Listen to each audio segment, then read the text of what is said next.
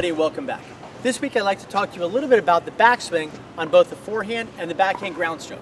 Now, many of you have heard the notion that when you prepare, your racket should travel from a path of low to high. That is somewhat correct, but it's not completely correct. Back in the old days, we were taught to start from low and finish high. But since about 1980, that has never happened. Anybody that's had a good forehand, whether it's Djokovic, Nadal, Federer, Sharapova, Williams, any of the top players on either the men's or the women's tour, the backswing is different. Nobody on the tour prepares low. Nobody, as a good college player or as a good club player, prepares with the racket low right away. So let me explain. Okay, everybody, biomechanically speaking, on the backswing, on the forehand, and the backhand ground stroke, the racket head should be above the hand on the backswing, case closed. It's not to say that starting low is bad. It's not to say that it's wrong, but there's a better way. If you look at any of the top players on the backswing, 100% of the time, on the backswing, the racket head is a little bit above the hand.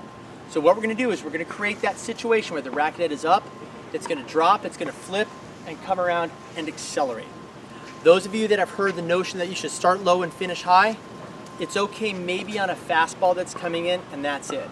Those of you pros out there that are telling everybody to start low and finish high as an end goal, sorry, great try, you're wrong.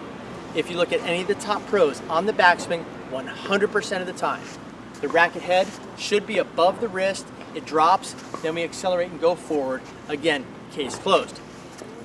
What we're trying to do out here is create a situation where the momentum of the racket head is carried on from the backswing into the contact and onto the follow through in a fluid and relaxed manner.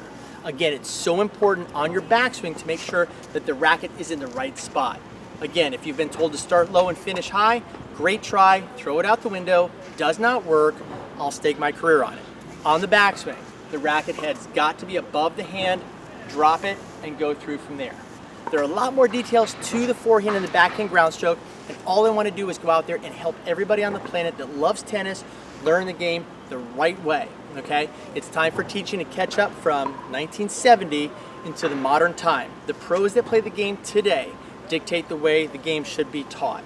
So again, we're talking about mechanics on the backswing, forehand and backhand ground stroke, whether it's one-handed backhand, whether it's two-handed backhand, and on every forehand, regardless of the ground stroke, regardless of the grip, whether it's Eastern, semi-Western, or full Western, the racket head should be above the hand, case closed.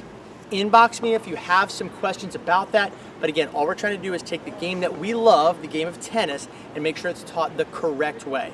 So important this modern day to make sure that mechanically speaking, we're setting the tone to rip the ground stroke. We need racket head speed, and on the backswing, the racket head has got to start up above the wrist. Case closed. Enjoy your day, guys. Inbox me if you have any questions. Cheers.